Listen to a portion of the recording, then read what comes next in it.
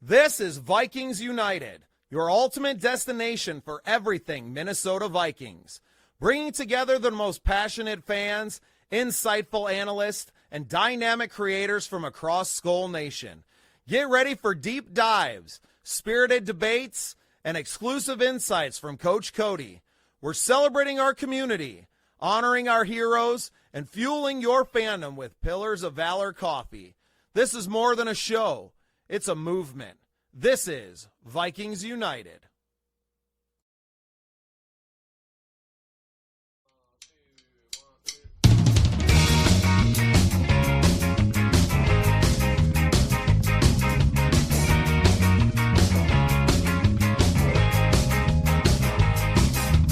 Running through these towns, kicking psychedelic sounds. I leave my heart down on the ground. Since I don't have you around, I'll grab a bottle off the shelf and go and drink it by myself. Say you wanna talk it out, well I don't think I need your help. Think I'm better off alone. I made my whole run on the road. I won't spend my lonely nights talking on the telephone. I find a girl at every show, but I will never let you know how much I regret the past and why watching you go, because hearts ain't smart, they're built for fools. They fall apart and let you break all your rules. It'll make you choose between a bottle and the blues. But my heart can't seem to forget about you. Can't forget about you.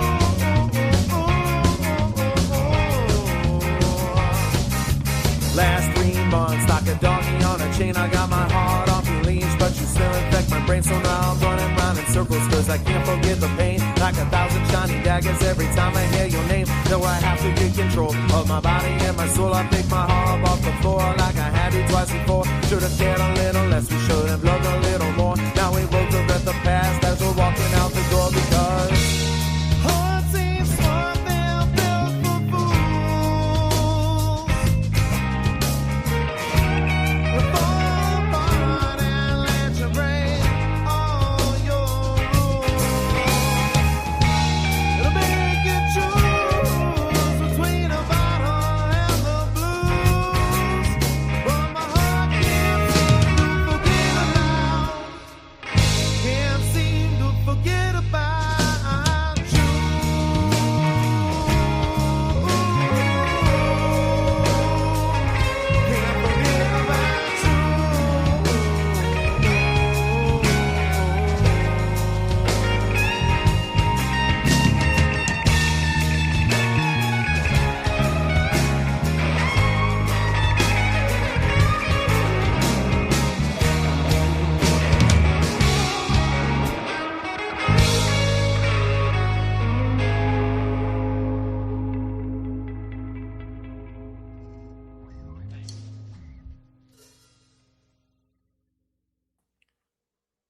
Welcome into the Scene Project Sports Network. I am your host, Bubba Startz, and you are here for Vikings United.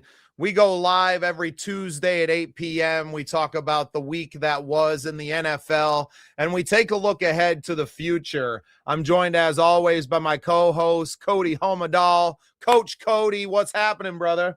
How we doing, man? Happy New Year. It's a good time. 9-8. So, finish the season over 500. Yeah, it's pretty incredible the way this season turned around once we started this show. I don't want to take a whole lot of credit for it, but I feel like we've made an impact. Most definitely. I feel like every week after the show and we're watching the game as it happens, I'm texting, between you, me, Big B, we're all like, yo, they must have checked out the pregame show. Cause I last week I called it. I was like, that reverse run with Addison a couple weeks ago, if it was just a shovel pass, that's passing yardage. So I figured we might as well do that with Jefferson, and we did. So that made me feel great. Third play from scrimmage. Yeah, early and often. Get it to him quick. Get it out of the way. Well, and obviously we're going to talk a little bit about that. Happy to see that Jefferson got his 1,000-yard season. And some really big moments in that game. Obviously you expect to come out with a win when Green Bay is starting mostly second and third stringers, whoever was left on the team that wasn't on injured reserve or, just resting for their playoff run. But to see, Harrison Smith possibly in his last game in a Vikings uniform or at all, to see CJ Hamm get the touchdown. Shout out to Hamm, our skull pig back there, named after the great CJ. I mean, just some really big moments. And I was glad that there was a big home crowd there to cheer them all on and to give them that very due ovation. Yeah, I mean, if it's Harrison Smith's last year, I mean, what a career. All with one team. That's very rare to happen in the NFL these days. So him and, CJ Hamm. So, I mean, just true testament to, their character. Harrison Smith probably could have got money in a bag somewhere else, but chose to stay here, took a couple pay cuts, if I'm not mistaken. So, that speaks wonders. And CJ Hamm, I mean, coming from Concordia and just, making his path and to have this longevity of a career, it's amazing. And I'm glad he was able to get that touchdown. A pretty cool moment. Well, we're going to bring in the other guys here in a minute, but let's take a moment to shout out our sponsors, Pillars of Valor Coffee. I was just sipping on my cup right now, and you guys should be sipping on a cup too. These guys are absolutely awesome people. Shout out to Zach Husted and everything that he does for the veteran community, especially. And so shout out to Pillars of Valor. We're going to get a quick word from them, and then we'll be back with Big B. And I see Sir Picasso's in the background there too. So we'll be back with the boys in a minute. As we cheer on our Minnesota Vikings, let's also recognize true heroes. Pillars of Valor Coffee isn't just about exceptional taste. It's a veteran-owned company with a powerful mission. With every purchase, you're directly contributing to programs that empower and support veterans and first responders. Imagine starting your day with a rich, bold coffee that also fuels a vital cause. Pillars of Valor Coffee is dedicated to making a tangible impact, honoring those who've served our nation and communities. Join them in their mission. Visit pillarsofvalor.com to learn more and get your bag today. Pillars of Valor Coffee. Great coffee, greater purpose. And a huge shout out to Pillars of Valor for sponsoring the show and being a part of what we're building here. They didn't need to send me the bags of coffee that they did. I got one sitting out here. The smell of this alone is enough to fire you up and get you ready for game time, man. I promise you. We got Cody's bags on his way so we can keep him fueled up while he's working, 37-hour days and everything. Let's bring up B's not on video tonight, but we got his beautiful voice in here. B, you with us? Yep, I'm here.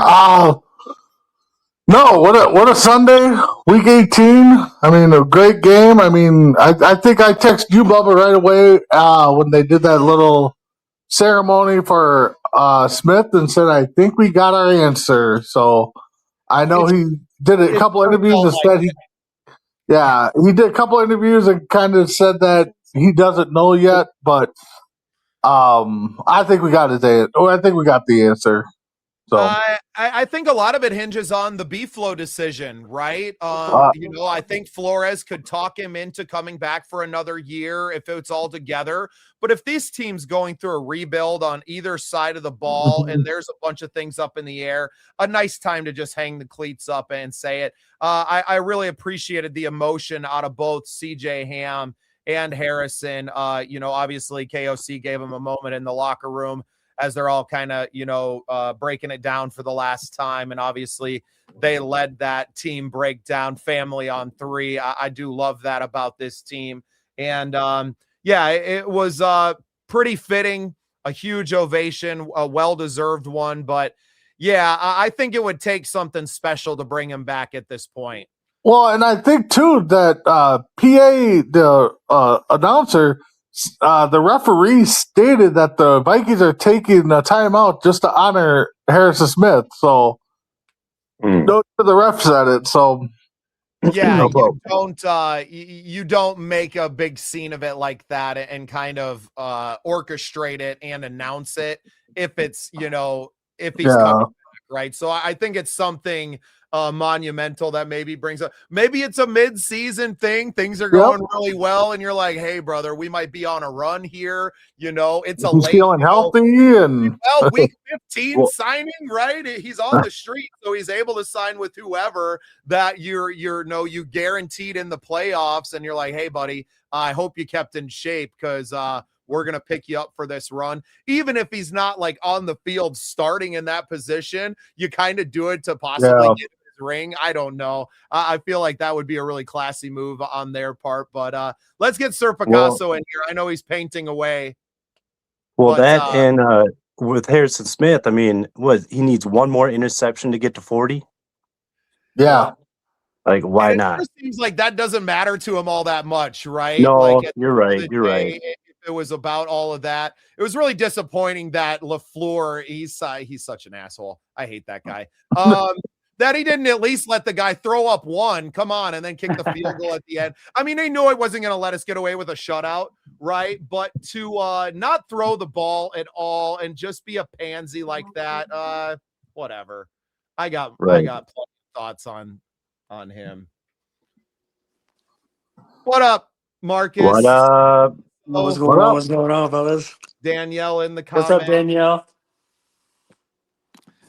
Danielle was actually just featured in the 30 for 30 from her first college that she graduated from, the 30 under 30. So, she had a big congrats to her. And that was pretty awesome. That's awesome. That's dope. Oh, she's the rock star of the family. I'm just trying to hang on for the ride. There you go. Marcus, I know you know what that feels like. Yeah, I'm just chasing. I'm just happy to be in my wife's shadow. You know what I mean? Even if it might be a small shadow. It's a very small shadow. Yeah. It's like a Dorito.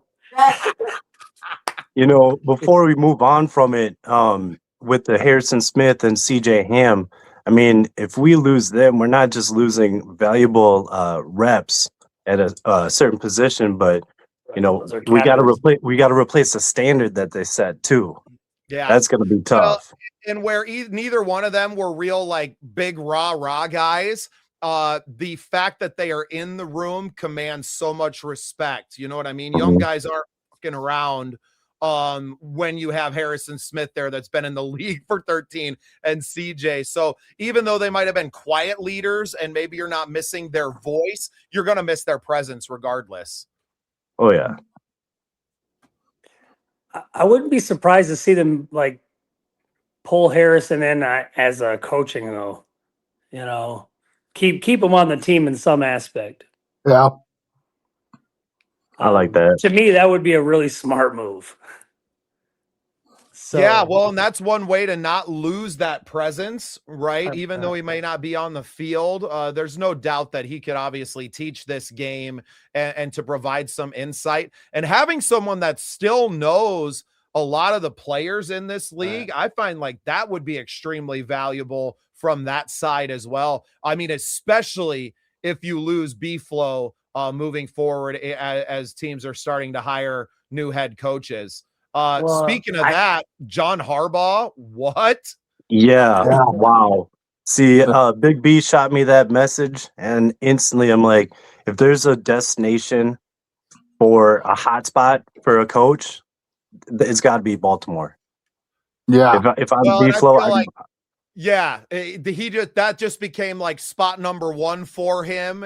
And I feel like if he doesn't land there, that he's going to land back with Minnesota. So like he's going to be in purple either way or nothing is kind of how I feel like, because none of the other head coaching jobs seem that attractive for someone who's been doing it at this level and has gone through like a debacle with a Miami and a poor franchise, right?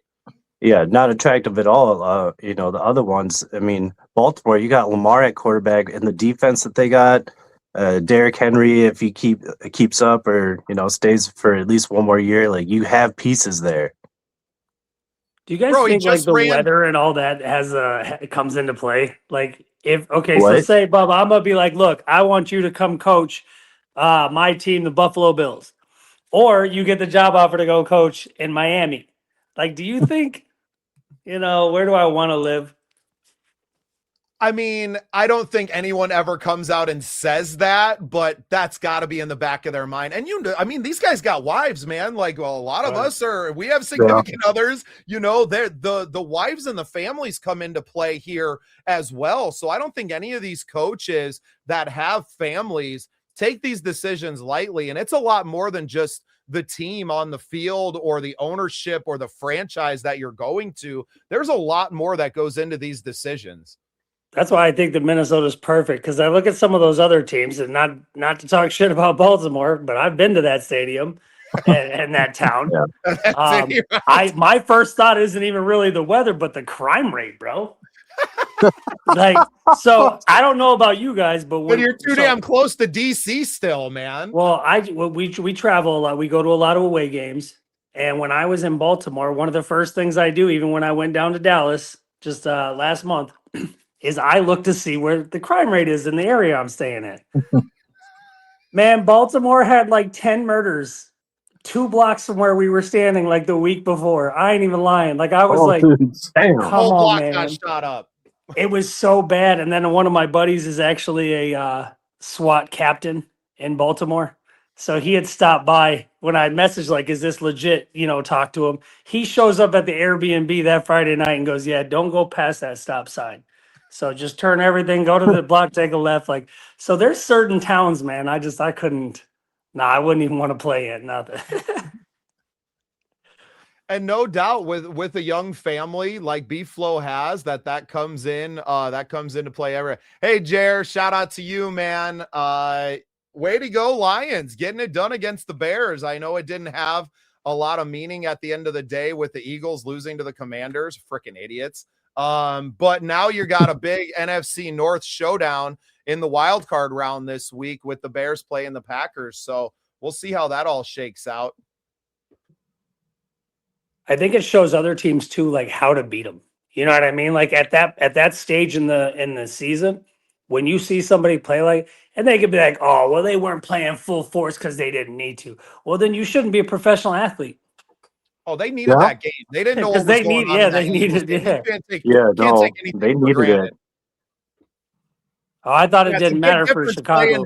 A banged up Green Bay with no Parsons or the Rams. Like that's a healthy difference and set them up. So, I mean, they're very lucky that the Eagles couldn't hang on against the Commanders, and what a fall from grace. I mean, I know they still made the playoffs, but just really haven't looked good all year. And that Chicago team has looked beatable all year. I mean, they took advantage of playing a 4th place schedule. They beat the teams that they should have, but a lot of those games went down to final plays, a blocked field goal against the Raiders, right? So you look at some of their wins that they have. And, like the Raiders openly gave up on the season.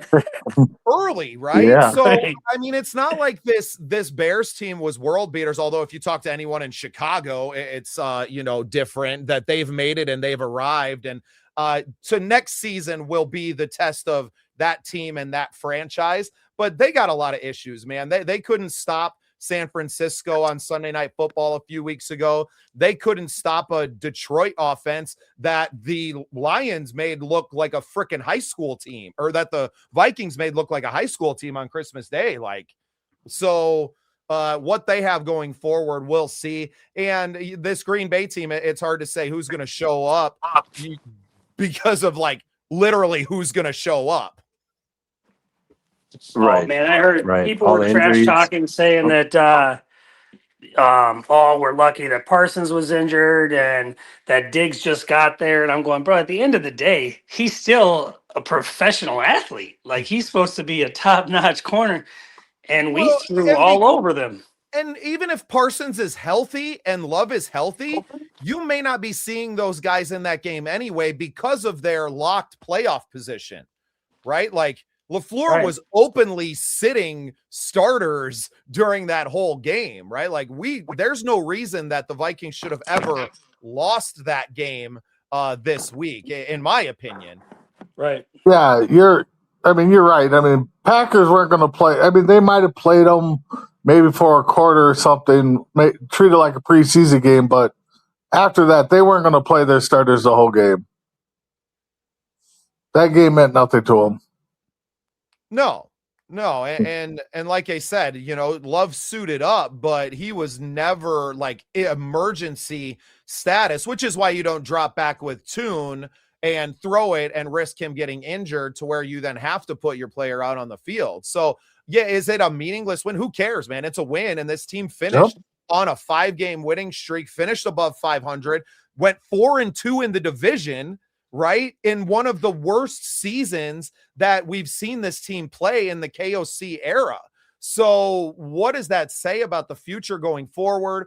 Already talk about they're looking for veteran help at the quarterback position, which is kind of like, duh. You're obviously not going in with Max Brosmer as your backup. Does that mean that they're going out and trading for a huge name out of the gate and bringing in, a Burrow if he's even available, a Stafford if he's available, right? Like, but it was obvious that you're going to get a veteran in here to at least be a competent backup and to put a little pressure on JJ McCarthy in the offseason. Yeah, quarterback's definitely going to be something we need. In my opinion, I think it was stupid to leave McCarthy out there as long as they did. I think they should have taken him out as soon as Justin Jefferson got his 1,000 yards, because now his hand's re-injured. Was he even ready to go, or did we force him out there because we needed those yards for Jefferson? Did he do more damage than good? He probably, obviously he did more damage because it's hurt, but is he going to need surgery? Coach, I mean, you made a good point that they, Jefferson or JJ should have been out there, but I mean, you know what the locker room's like. We played sports.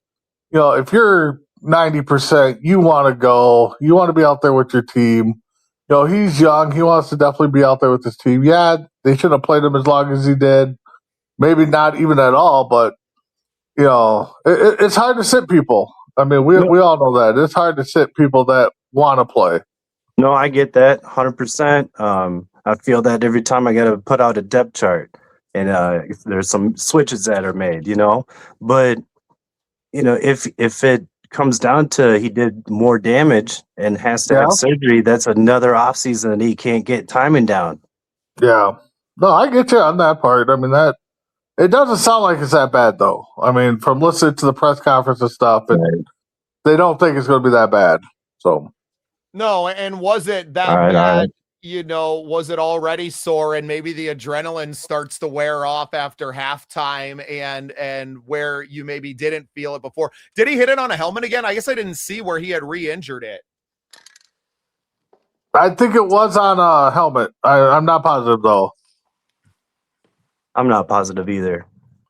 Well, and you know what they say is once those things are injured and then you heal up again, it's a little bit stronger at that point, right? So, maybe the kid needed to get banged up a little bit to get hardened to the NFL game. And maybe it sets him up, where he goes no injuries for another decade, right? And learns how to play a little bit differently. And I know we're going to have mixed feelings on this, but how did you guys feel about that run in the first series? Laying the wood down. The stiff arm was beautiful. I think we all agree on that. But laying the wood and then getting into the face, I thought the penalty was bullshit, to be perfectly honest. I don't think he went over the top and deserved a flag on that. I liked it personally.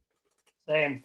I liked it. I loved it. It wouldn't have been a foul or a penalty if he didn't hover. Well, as soon as you look down, they're going to throw it.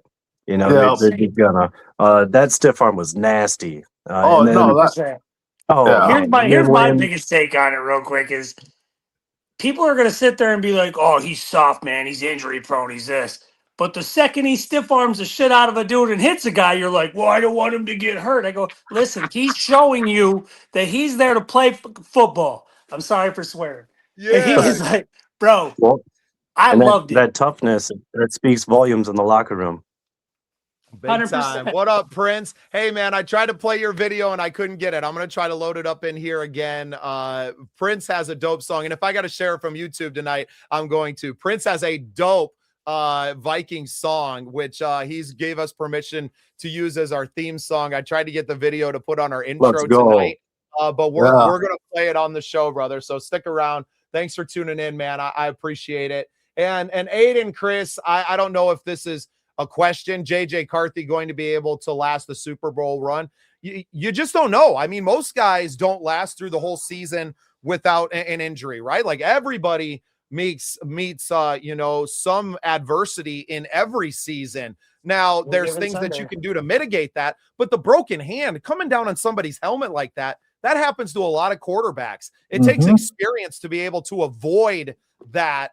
I think some savvy. A lot of guys will kind of sling that sidearm when they see that guy. And there's so much nuance to this game of football, right, Coach? 100%. 100%.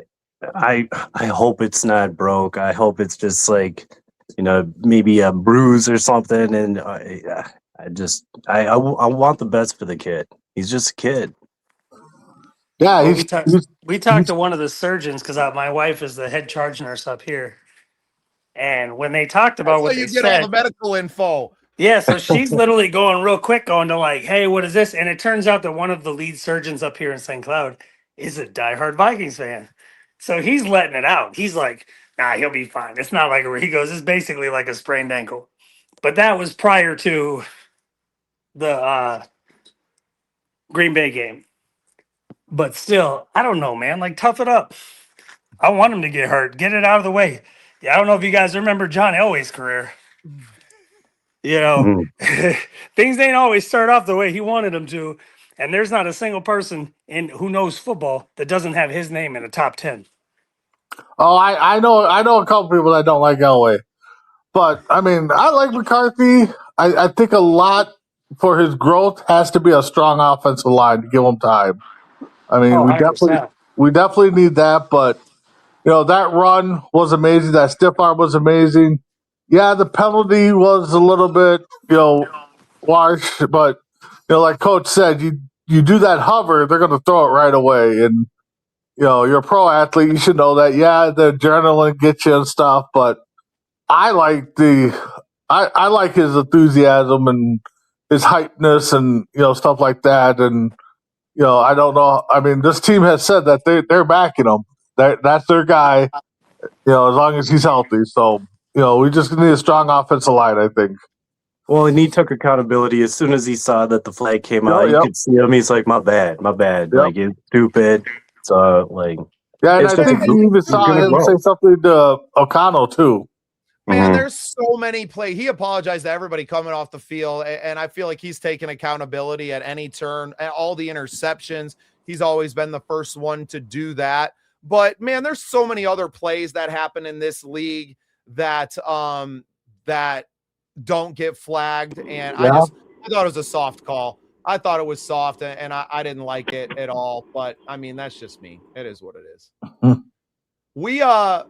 We're going to talk a lot more ball, but I want to get in here while Prince is still with us. I'm going to do a screen share, and I want to bring this thing up. We're going to address this after Aiden. We're going to come back and we're going to talk about Dallas Turner because he had a great finish to the season. Really came on when he got the time with Grenard being out, and really did a lot. So, but I'm going to add this to the stage, and we're going to watch a little video here that our guy made. And check this out, man. This is Purple and Gold, the Minnesota Vikings anthem by Chris Clay and Prince Dinero.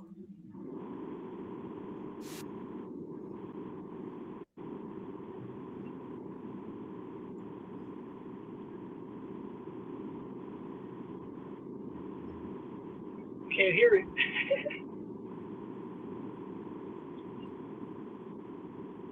No audio on there? No, we didn't hear no audio. Ah, that sucks. All right, we're gonna keep on. Prince, try to send me that again, and we're gonna keep on going. I'm gonna try to get it. Man, the song is dope too. Send me an MP3 of the song, Prince, if you're still listening, brother. If you got an MP3 of that, I would love to play it for everybody. It's super dope. That's gonna be our new anthem here too. So now I lost all you guys. Everybody's off video. What did I do? I broke No, it. we're good. We're good. Okay. I've been riding this computer too hard all day, man. I've had freaking back-to-back meetings forever. I have to try closing some of my browsers. Everything's open. Everything's open all the time. No, I appreciate Prince. You sending that in. Like, oh, I'm here. Marcus driving. He's heading to the grocery store. Man, time to go to the gym. Put that workout in. There you go. There you go. Our dude. Yeah, I'm gonna look. Second workout of the day. There you go. There you go. Where's the comment at? I want to bring that back up. And let's talk about Dallas Turner and the way this kid turned it on at the end of the year. Just incredible stuff from the young man. Really in a needed role. Absolutely. We needed that. He needed that. We needed to see that from him. And I'm pretty sure he ended up leading the team in sacks. So, I mean, it's a step in the right direction from where he was and where, what we were saying about him earlier. Yeah, he keeps that's doing. What you need to see too when you got injuries. You get Grenard that comes out. You need somebody to step up. Yeah, and if he keeps doing what he's doing, I mean, he's young enough with that defense. I mean, he could be that leader if he keeps doing what he's doing, playing hard. And I mean, they got a lot of good pieces, a lot of young pieces on that defense that I like, and hopefully they can all stick together. Coach, do you feel like he would be a better stand up 4-3 defensive end? Because that's kind of more the role that he played in college and in a more traditional defense rather than in this kind of hybrid B-flow system? Well, I mean, it's easy to say, just because that's the system that he came from, but B-flow's not going to put him there unless he sees something. And, going from a new position, basically, it takes a little bit of time in that learning curve. And, I mentioned it a few weeks back. I was like, he did switch to this position. So it's going to take some time. And now it's starting to click. And now we're starting to see it. So I'm excited to see, the work he puts in the offseason and, the things he does to build off this. Well, and we could be headed to a new defensive system, if B-Flow does take a new job elsewhere. And I think you almost need to because of the guys that you have, even to a Hargrave and Allen. I know a lot of talk that Allen's probably a cap casualty, but if you keep these guys, these are guys that are also more coming from traditional 4-3 defenses as well. And you were kind of trying to fit a square peg into a round hole a little bit with them this year and expecting them to perform at a high level, playing something. I mean, there's got to be different rules. B-Flow's system has to give a lot different rules on the defense. Cody, can you kind of talk about that, being, our resident football guy, right? And being a defensive coach, especially. I know you mostly work with defensive backs, but you guys have rules on that defense. Is it hard to transition from, one system to another? And because you play on instincts so much in these roles that you're relying on split-second decisions, especially in the NFL. It definitely can be a difficult transition, because, you've been training a certain way for so long, and then those instincts take over. So you kind of have to relearn everything and add to that. And so, just that quick twitch to the right when you should be doing a left, just a small things. It takes a strong, mentally strong player to make that switch and be trusted to do that. And I'm sure really hard to do with a pretty quick turnaround. I mean, even if you're there for all a training camp, a matter of a few weeks before you're facing live fire in a regular season game, and to kind of rewire yourself, especially for a 7-8 year vet who maybe came from the same system they played in college into the same system and then trying to change. You're trying to unwire and rewire 12 years of football. Yeah, it's tough. But that's a challenge. As a player, you're always looking to grow, learn, take advice, from players and coaches. And so, that's part of the journey. You might be doing a 3-4 one year and then a 4-3 the next, and you just got to roll with it. Like I always say, the game is evolving. You got to learn to be versatile and, do anything you can to make yourself, needed and not a casualty. That's what I'm thinking. It definitely increases their versatile, makes it more dangerous. Well, and I think that's why guys like a Metellus, a Pace Jr., right? Because they're kind of like in between positions, a little small to be a linebacker, a little big, a little slow to be a safety, that they fit in Flo's system so well because they could just go out and play on instincts and be someone who, while playing in that, out of position, could still use their athleticism to make plays. Yeah, most definitely. How you guys feel about Byron Murphy? I think he looked really good at safety those last few games. Well, and I mean, as soon as the defense started to turn around, his numbers started to pop up, and so maybe it was just a unit as a whole needed to just find it and click. I think putting him back at safety is just fucking genius. Sorry for swearing. Well, and it's probably a trial run and showing us what's probably to come. Well, I think his ball hawking skills are there where maybe he's a little bit slow breaking on the ball to be that outside corner, right? It was his catching ability, right? Where a lot of these balls, and I think probably a lot of his interceptions last season, meaning when we had 32 takeaways or whatever the mark was, that he was able to catch those batted balls and to play off of that, where playing at safety, he's able to do that a lot more than playing at that outside corner role where maybe he's a little bit, I don't think that he's like physically too slow, but maybe doesn't quite have those instincts out at that position to make the break on the ball.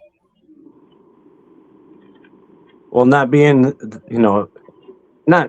slow, but not fast, being average. And then, he is getting up there in age. So we're going to have to figure out a lot of things here. Offensive line, quarterback,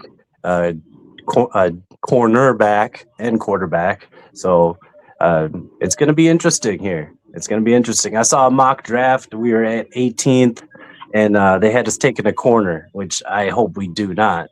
I hope we go make a trade for a top 10 pick and get Jeremiah Love, but that is what it is. I don't know if I'm sold on what Jordan Mason did this last week. No, but I think you can get some running back talent maybe in the second round, where I just don't think that KOC and his system is worthy of drafting a running back, especially top 10. I think you probably end up going, 18 's such a tough spot to pick at. You're right in the middle, bottom half of the picks, right? That you're kind of picking best player available on your board at that point, regardless of your need at position. Most of your top offensive linemen are going to be gone at that point. Your top wide receivers are going to be gone. The top running back is going to be gone. All the quarterbacks are off the board, right? So it's a really tough spot to pick in. If you're able to get the number 1 or 2 cornerback on your big board at that, it's a need. I think safety is more of a need, but you have to be able to take talented players. I just don't know if we can trust Kwesi to make the right picks at the end of the day, or trusting our coaching staff to successfully evaluate the talent as it played, as it's played out through this season. Like, the scouting department's pretty much done. Like they're hanging it up here. What, one more game left in the national championship? Yeah, I mean, it's one of those things at 18, you kind of try to make a move like Cody suggested, maybe move up and try to get your guy. But then you also sit there too. If you can't make that move, it's like, okay, hopefully something happens to where a couple guys drop and then we're right there to get our guy, So, I mean, I'm kind of with Cody. I like Mason. Wasn't impressed the last few weeks. I think the guy can run.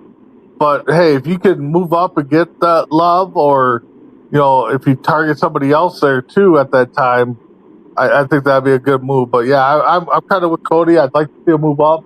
But I don't think we're going to have the assets. Or, like you said there, Bubba, is I don't think we're going to take that gamble and move up.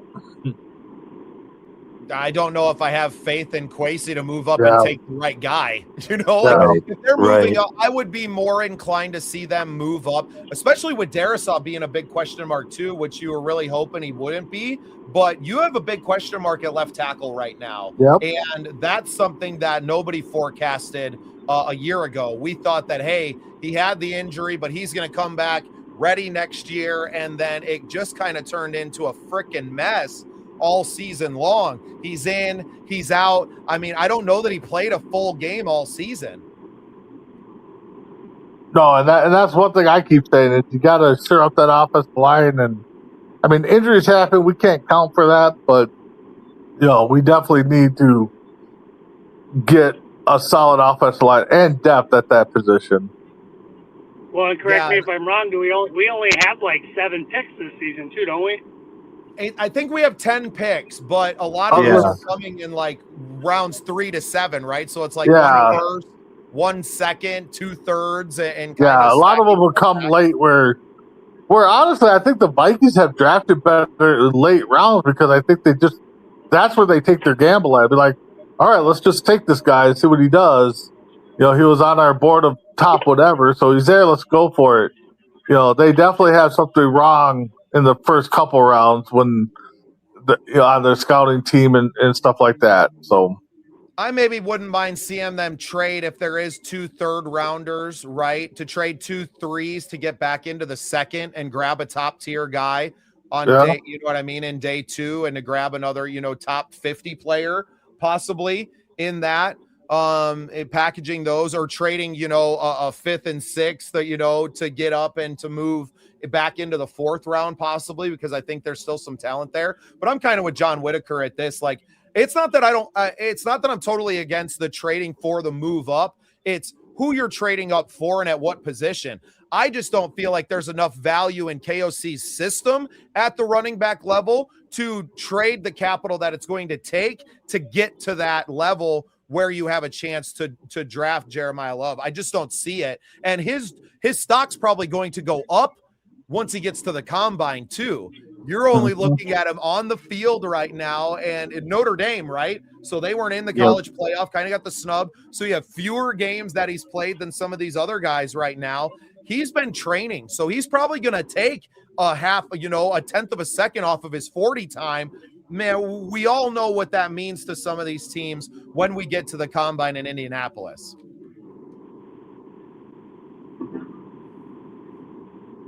Yeah, I mean, go ahead, Cody. Big B.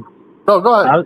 I was just gonna say, it doesn't have to be a running back, but like, I'm not sold on a cornerback. I would like a safety, maybe a hybrid, whatever. Someone that you can move to multiple positions, outside nickel, either safety.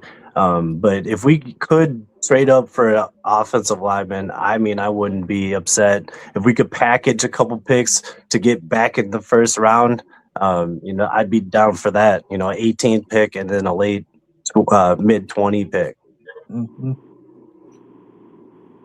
But Yeah, I'm definitely good for that to get back in that first round. And I know there's been a lot of rumors revolving around that, some of our trades might include Jordan Addison, which I don't know what you guys think. I'm kind of 50-50 on, but Man, if you can get value and trade a younger player, I mean, I know he had the big run a few weeks ago. He still has the wheels. His drops were an issue. His off the field problems cost this team probably a win. If you have Jordan Addison for one of those 3 games, you might be in the playoffs.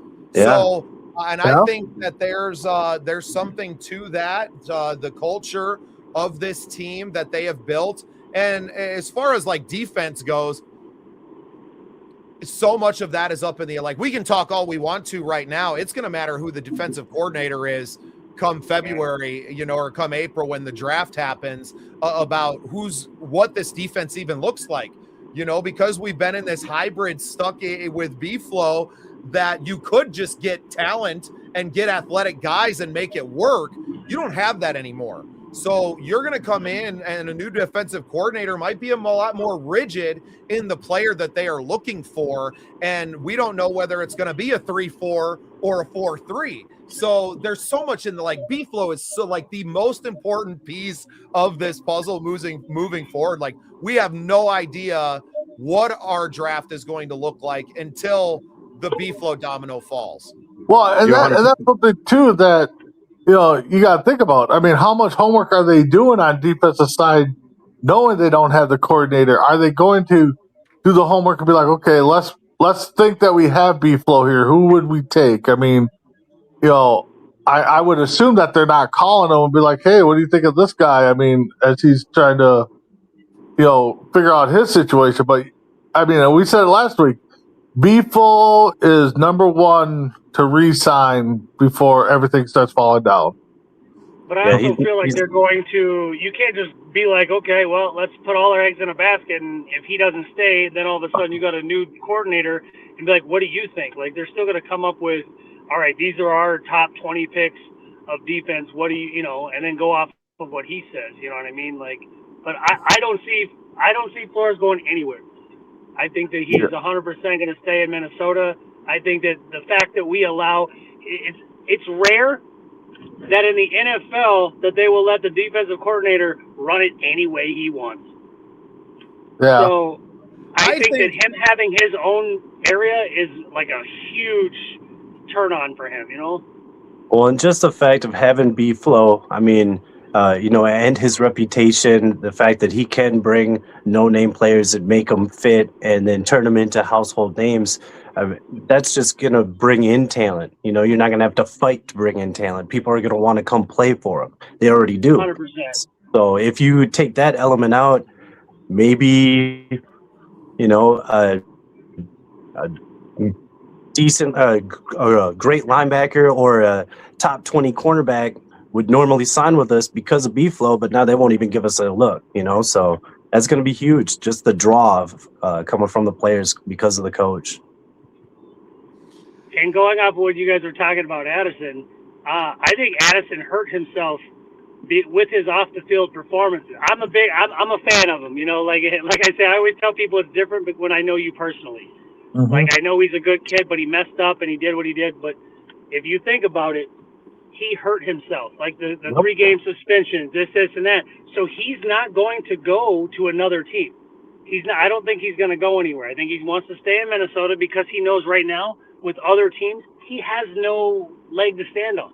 Yeah, someone would have to still be in love with his speed, and they would have to be the right. The only team would be the Cowboys, bro. The Cowboys like felons, you know what I mean? So. Yeah.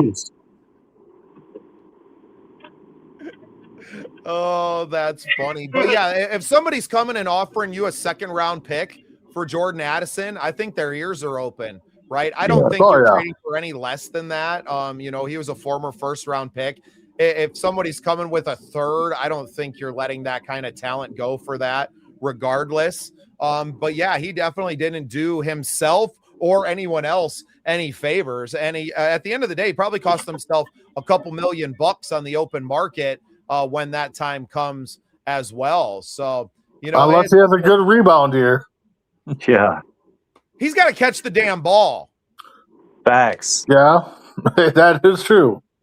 I mean, he dropped 3 touchdowns in the games that he did play. Dropped 3 touchdowns. And really his only touchdown that he had, he ran it 65 yards. So if you're just going to be a gadget jet sweep guy, your value is plummeting. Oh, so when you were talking about being the reason we turned around the show and everything else, right? I'm at this game and I see Addison go into motion. I'm like, I looked at Shelly and I went, they're gonna hand it's a reverse, and I'm already standing up. People are like, what the hell? And as soon as he took that cut, bro, I knew he was gone. I almost fell. Sober as a judge, but I almost jumped too much into the front the row ahead of me. I get too excited sometimes. And then, man, that was fun. But that's just it. He has so much potential. If you could put him and Jefferson together and be like, I need you to do what he does. Yeah. Bro, we'd be unstoppable. There's not a single player on this team that doesn't have like the greatest things to say about Jefferson. Nobody talks about, regardless of the $200,000 necklace he wants to wear on the field. That's crazy. Crazy. I swear. I was just watching a clip today where they go, where's your earring? He goes, oh, no, I lost it out there. And I'm looking at the other one just sparkle. I'm going, that's like $80,000, bro. He's like, yeah, well, it's over there. And then who was it? Chandler found it. And he comes over to Chandler. He's like, I love you, dog. I'm going, yeah, you have. Why wear it? I don't get the wearing the big jewelry, but hey, that's him. But yeah, I haven't heard anybody bad say anything about Jefferson. And I think when we drafted Addison, I think everybody was hoping that those two would be 1-2 for years to come. And, they still can, but Addison's got to turn it around.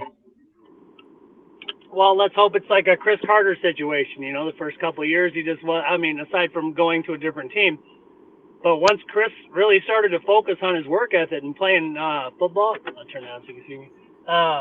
It really changed. And Chris Carter, obviously, you don't have to tell people who he is, but most people don't know Chris Carter to be a Philadelphia Eagle. You know what I mean? No. So. Yeah, and I hope that he goes into this offseason reflecting on, what could have been. I hope he takes some ownership of the fact that they didn't make the playoffs, knowing that had he played those first 3 games, maybe we get a win in one of those games. And maybe if he's not, shutting his phone off or his phone dies or he brings a charger with him, while they're, and he doesn't miss this season comes down to small details, man. Small details in this game make such a huge difference, and you can't overlook these things in the scope of a long season when you were this close. You were this close at the end of the day to making the playoffs and having a shot in the tournament to go make some noise. And it's unfortunate, and I hope that, he does some self-scouting. I hope that he hits the jugs machine every single day and catches 1,000 balls every single day in the off season and finds that, that extra something, man. You got to dig deep for that. And I think that's what, a Jefferson has, is that Jefferson wants to be great, right? Doesn't just want to be good. He wants to be the best ever. And that's what really separates guys in the NFL. Right when you said that, I said, in my head, I'm going, man, when next season starts, I'm going to text him and I'm going to make sure that he has a travel buddy. Yeah. Don't go nowhere without a travel buddy, bro. Yeah, I think you can find a travel buddy for a couple $100 a game. I mean, that's what there's probably 4 of us right here that would be more than happy to be his personal assistant. 100%. No problem helping the young man out. No problem. Awesome. Marcus, how close are you to the gym? Oh, I'm at the hospital waiting for Shelly first. Oh, we're keeping you on. I'm just working on paintings, bro. I don't even let her, because it's not really cold out. But since it has been cold and we got a lot of snow, there's no reason for her to park in a ramp, So I just bring her to work. Yeah. Well, and St. Cloud's a beautiful little town. It's not too big. A beautiful city there right on the river, though, man. Absolutely gorgeous. I was at, so I'm friends with guys. JJ Kern runs the Midwest Premier Football League, which is for the youth. He does youth leagues and everything. JJ's a great dude, man. And he does a lot for the youth programs. He's got a hell of a fucking football player, man. Dude, his boy's in 8th grade Oh, murdering yeah. He's a kids out beast. there on the field, man. He's gonna be on. You'll see him on Sunday. That kid's got a 16-pack. Like, that's all he does is work out. I swear to God, his abs have abs. But no, like, Yeah. so we've met at a few games and are tailgating and that when we did away games too. And so I'd always sit out there and throw routes to him. And he's so like, this isn't just like playing catch. Like, he's looking at me like we're in the Super Bowl and I need to make this pass on point. Like, he's giving you that focus. But I love it. I love to see that, man. It's great. Oh, I'd love to see that kid make it up in whatever position he ends up playing. You know, he's going to be at a premium position, and with the route that JJ's got B on, that I hope that we get to see him out on the field one day, hopefully in the purple and gold. That would be a dream, I'm sure, for everyone in his family and all of us here. But yeah, so I was up at St. Cloud State when they did one of their events there this summer, and got to pop in and check it all out. And yeah, actually, I got some cool video from that. I'm going to share that tonight. You guys talk amongst yourselves. I'm going to see if I can find that clip. I got an event coming up here with Skull Marketing too, Bubba. I was going to ask to see what you got going on at the end of the month if you want to come hang out for that. Hell yeah, man. I'm always down if I can make it up there. We ain't got no snow down here, so I'm not trying to come to the freaking North Pole if I don't have to. But. I think they're located in Hopkins, so it's like south of the cities. All yeah, right. we're cool right now. I mean, you know, the snow's there, but it's not there. But so It's starting to melt, bro. It's been like 35 degrees the last couple of days. yeah, it has been. So, you know, with the coaching vacancies coming out, you know, I know we'll get to a little bit.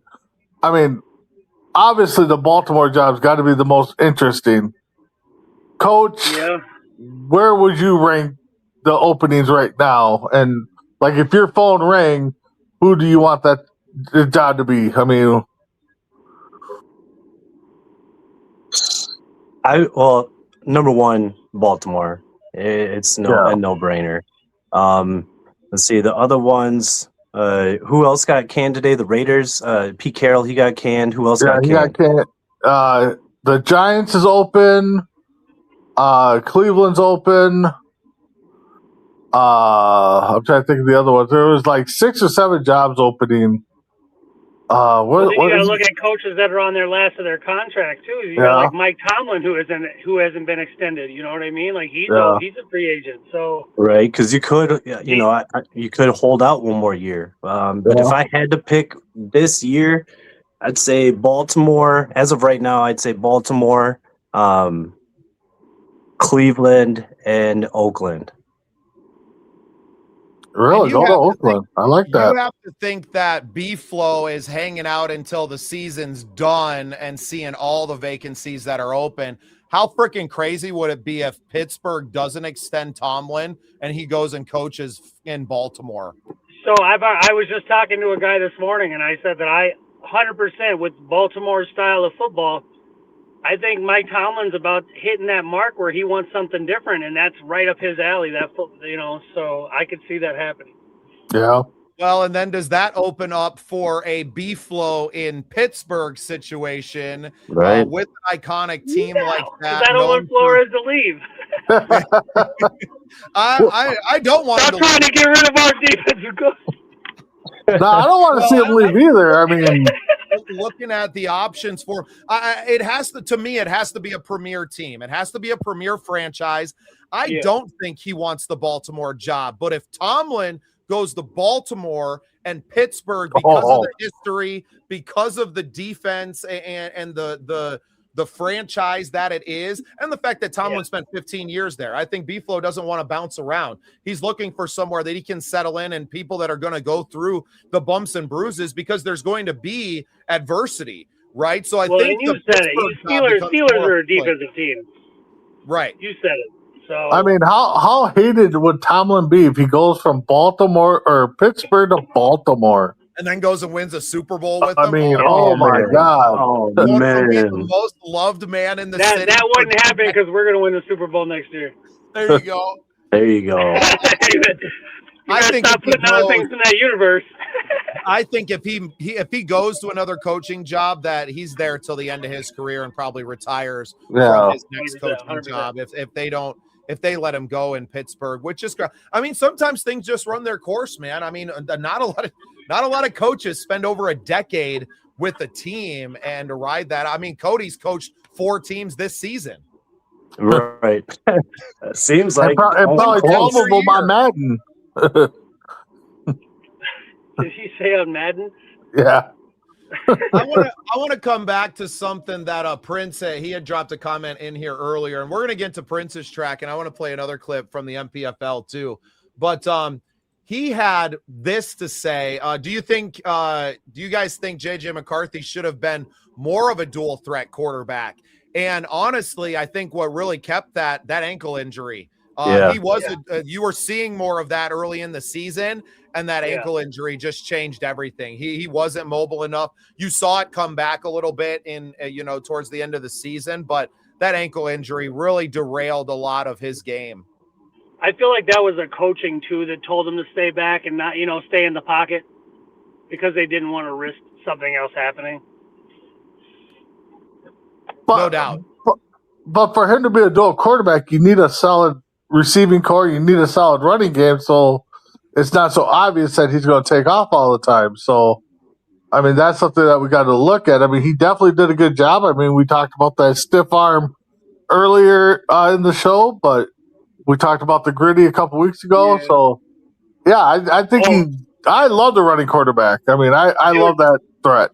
Well, and it was something 90% of the reason I can't talk the next day is because I'm yelling for them to just run the damn ball. Like, when you see them bootleg and they're kind of scrambling out and they're going, like, don't stop looking. If you've already made the choice to run. Yeah. Yeah. Facts. Hey, Bubba. Yeah.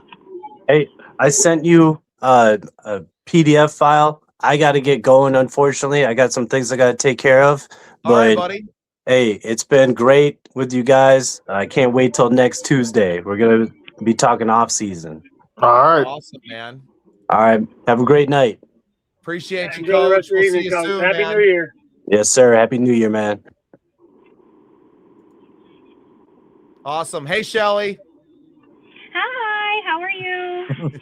We're good. We're just hanging out, talking some Vikings football. We'd love to get your takes on the season as a whole. We know you've been tuning in and checking out the shows with us, but what was your thoughts on just the win against Green Bay and what we saw there? And we can talk about the whole season as you guys are driving home too, or to the gym rather. Yeah, we're going to the gym. The Vikings may need me, so I got to go lift weights. I think as a whole, I think it taught us a lot of things. Okay, so you know very well I'm a nurse. And in my role for many years, I did a lot of teaching. And every single nurse that would come to the floor brand new always sucked. For the first 6 months, sucked. Including myself. We all just were horrible. Like, we were just trying to find our way. But as soon as we got it, it was like it just clicked. I remember going into a patient's room one day, and I was able to pass the meds, clean the room, do all the things, give her a back rub, and I'm like, holy hell, how did this just happen? And after that, it just became so easy and just so fluid for me. And this is what's happening with JJ, right? So he had the first couple of times, he's like, God, what's going on? It's different. It's different when you have to get in front of an entire crowd that big. And I can say that because when I was going for my master's, I'd be standing in front of people and I wanted to pass out. And I'm like, Shelly, you have spoken in front of thousands of people. What is your problem? It was a different kind of crowd. That's why. You have a whole bunch more to lose in that than you did in the last one, right? Yeah. And so I feel like for everyone, we just got to give some grace because now he's doing what we expected him to do. And also, these guys are beasts. The things that they do on the field are things that I would never imagine my typical patient to ever do. The hits that they get, I mean, I was talking to Marcus, I think it was last night. I was like, they have these big ass cleats. Don't those hurt them? And he's like, yeah, they will scratch them. Yeah. And I'm like, in my head, I'm thinking, how are these people doing this? Like, this is just insane, the level of athletic ability that they have. So we're not putting in all these factors. And I remember when we were that age, when we were 21, 22, 23, 24, I'll tell you right now, I didn't have anything together. Like the fact that they are standing in front of the entire NFL and they are playing a game and they are making as much money as we'll probably make in our entire lifetime, like, go ahead, boo them. Like, they're like, I don't care. I'm making what you're going to make in your entire lifetime. Like, it's a whole different ball game for them.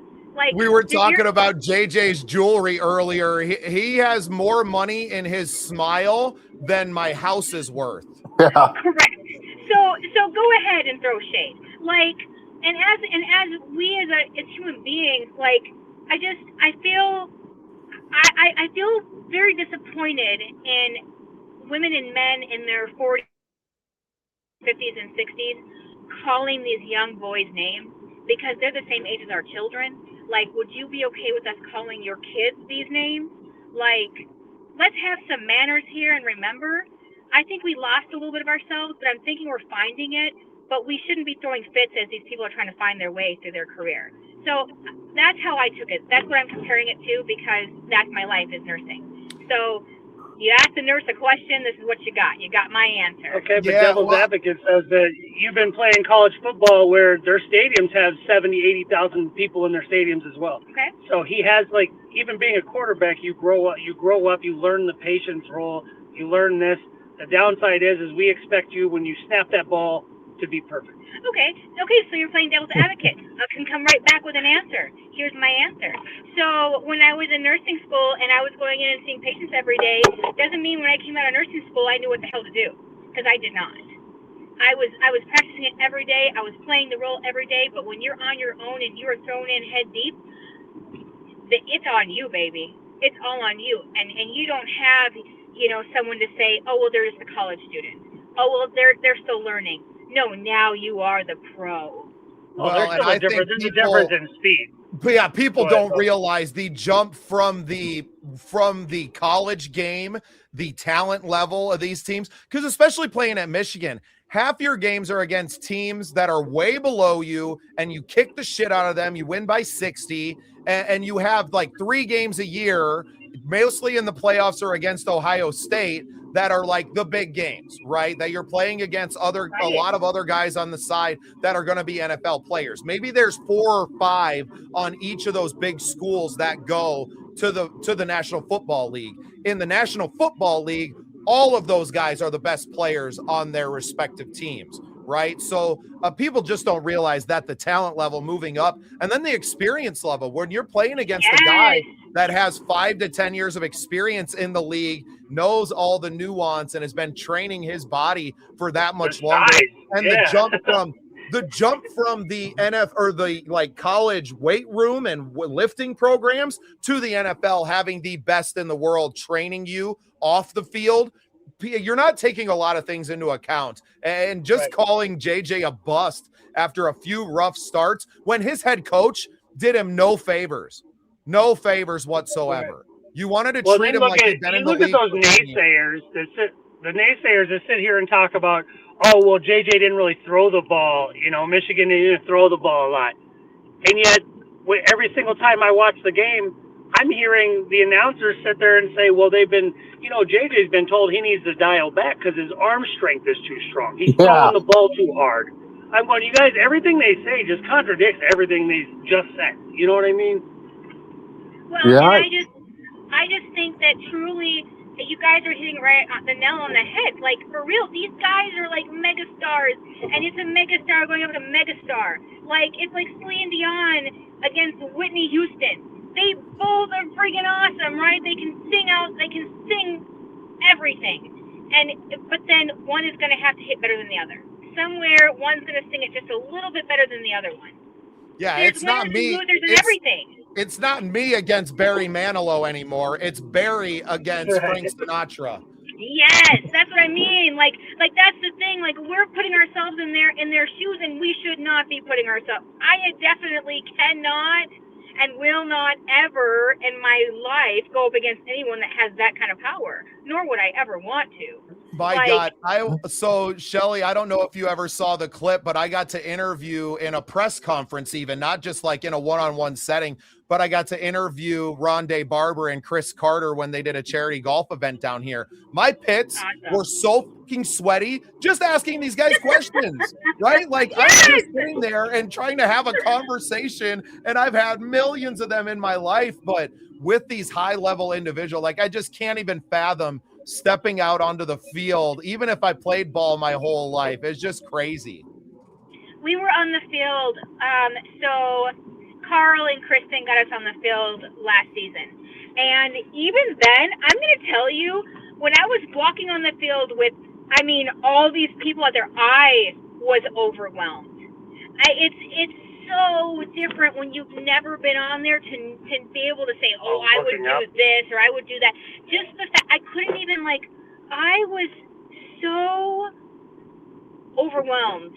I got a hypothetical for everybody. And since you guys have been on the field and we were talking about some other on the field thing, if you found Jet's earring on the ground, would you tell anyone? 100%. Absolutely, 100%. Not even a question. Yeah. 100%. That's his. It doesn't belong to me. You know what? If I have a Tiffany bracelet. It is one of my most prized possessions, other than my children and the people I love. It is my favorite item, and it's only $500. But to me, it means so much to me because it has memories attached to it. My patients that have passed away have held it and put it in their fingers and held it as they're talking to me before they die. Not that moment, but you know what I mean. Throughout the... It's a collector of souls. It's a collector of souls. But anyways, it means a lot to me. It has so many memories to me. And for me, it's special. And it's not about the cost or anything like that. It's about the fact that it's mine and it belongs to me. That earring, although may be not very much to him, it's the equivalent to my $500 bracelet to him. It's something that means something to him. And taking that from anybody, taking something from anybody that doesn't belong to them, that's just nasty. I wouldn't do it. Well, aside from just being a good person, I would return it just for the simple fact that I don't want you thinking about your earring next week. I need you focused on the game. I also want to talk to you. Now we get to be friends. Now you're my friend because now I give you back your earring. I think you guys are going to be we're friends. buddies. I think you guys are going to be friends with Jets because I seen the collaboration you all did. Marcus shared the picture with me that you made of him holding the ball and then kind of putting the stadium behind him in the shape of Minnesota. That looks super awesome, man. Great job on that. Well, we're shopping that image around with the Vikings right now. Do you know who I like more than the players? Their mothers.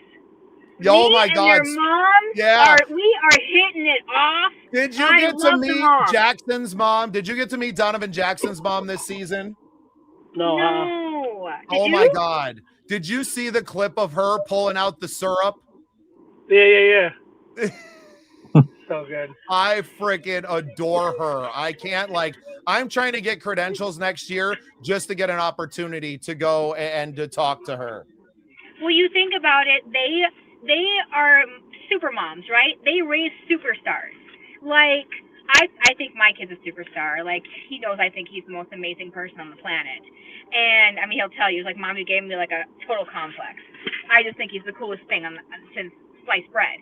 But for me, it's you guys, you made it. You did a great job raising your kids. And to me, great parenting, you can't beat that. You just can't beat great parenting. No, it means the one thing, when you talk about the supermoms, who's the first person that almost every pro athlete wants to think? It's their mom. Yep. Well, their moms are amazing. They were there for everything. It depends what kind of press conference it is. If it's a Super Bowl, they're going to go straight to God first.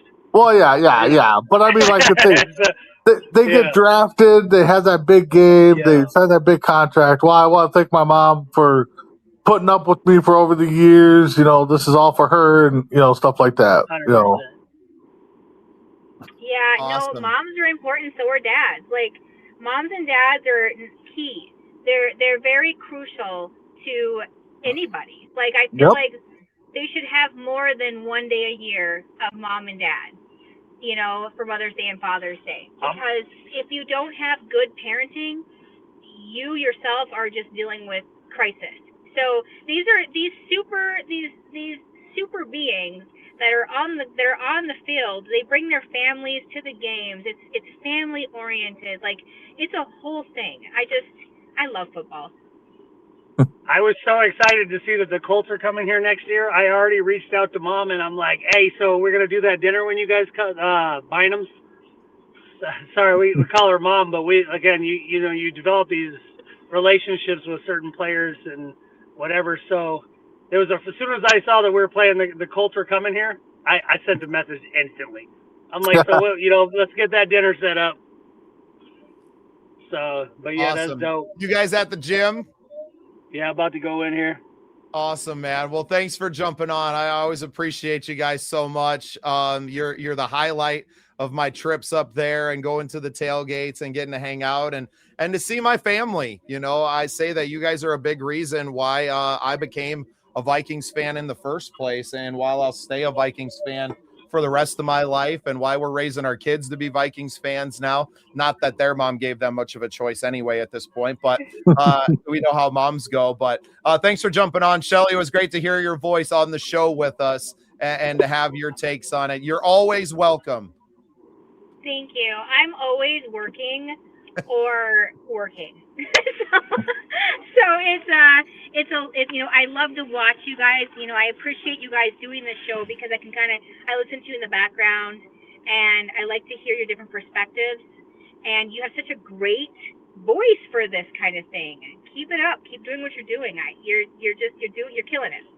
Awesome. We appreciate that. We're going to keep on going. We got a lot of draft coverage that we're going to be doing, and we're not stopping. We're going to do this every Tuesday, all through the off season, and we'll see if we make it through the whole summer. I got a lot of big tours and stuff that I'm planning to, but we're going to keep on doing it for as long as we can. And next year I got big plans to come up and to make the pregame show part of the tailgate scene as well, at least for as long as it's possible. So you guys get your work out. I'll tell you what, if I get one of these, another one of these players that bite, maybe we can work something out and do like a little interview, get you to come up and have that little one-on-one that you're talking about. And right now we're talking with Jay Ward, so we'll see where that goes. But hell yeah, man, I'd love to do that, and I would appreciate it, and I would take full advantage of it, and we'd make something really great out of it. So 100%. Cool. Right, guys, have a good workout, guys. Happy New Year, man. Yeah, have a good workout, guys. Yes, sir.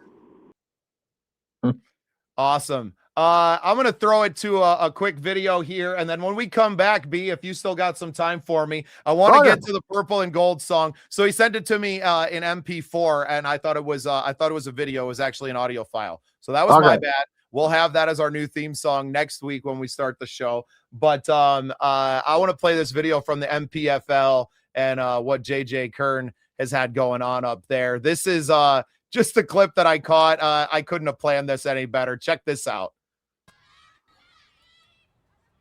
Bubba Startz, Scene Project Sports Network. We are here, St. Cloud State University, St. Cloud, Minnesota, Midwest Premier Football League. Look at these kids. Look at these kids doing their thing. Look at this.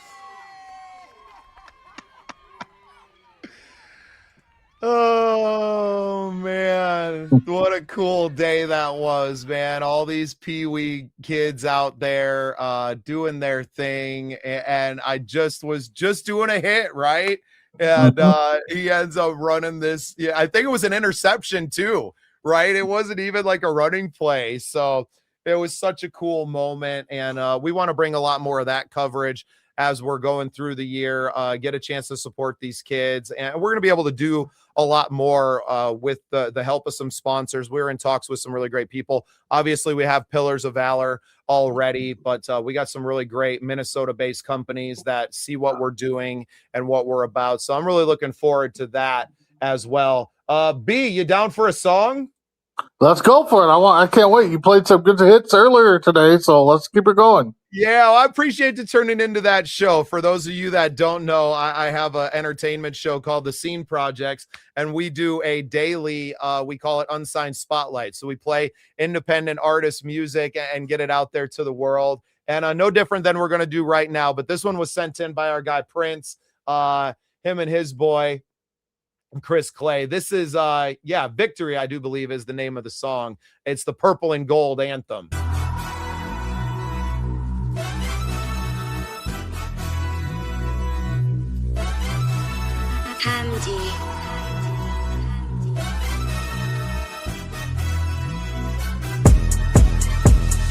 Purple and gold, that's all we know. Purple and gold, we holla skull. Purple and gold, this how we roll. Purple and gold, now holla skull. Purple and gold, this how it goes. Purple and gold, we holla skull. Purple and gold, that's how you know. You know, purple and gold. Now holla skull. I'm representing Skull, the gang, you know the name. It's a Minnesota thing. Put that on the purple blood that's running through these golden veins. Hail, sleet, snow, or rain, regardless, we gon' go to games. $1 billion stadium on Sundays, they don't close the bank. Fail rarely, get your tail buried. Give us JJ to JJ on Hail Marys. I'm like Aaron Jones, I see the field clearly. Gain 150 yards off of 12 carries. And 2 tugs, I see you crack a can of ice cold whoop ass on the Packers fan. Downtown Minneapolis, where we pack the stands and put our hands above our heads when we clap our hands. That's how we clap our hands, we put our hands above our head when we clap our hands. Now clap your hands and put your hands above your head when you clap your hands. That's how we clap our hands, we put our hands above our head when we clap our hands. I said clap your hands and put your hands above your head when you clap your hands. Purple and gold, that's all we know. Purple and gold, we holla skull. Purple and gold, this how we roll. Purple and gold, now holla skull. Purple and gold, this how it goes. Purple and gold, we holla skull.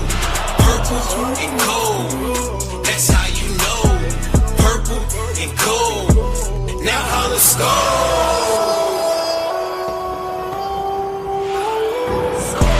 If you from Minnesota, let me know. If you from Minnesota, here we go. Minnesota notice. I'm known to skull and then blow the coldest and skull until I got scoliosis. So when we skull, we so ferocious. Soldiers, way before 84 was the dopest. We showed you who the purple and gold is. If you from Minnesota, let me know. Right now. If you from Minnesota, here we go. Minnesota.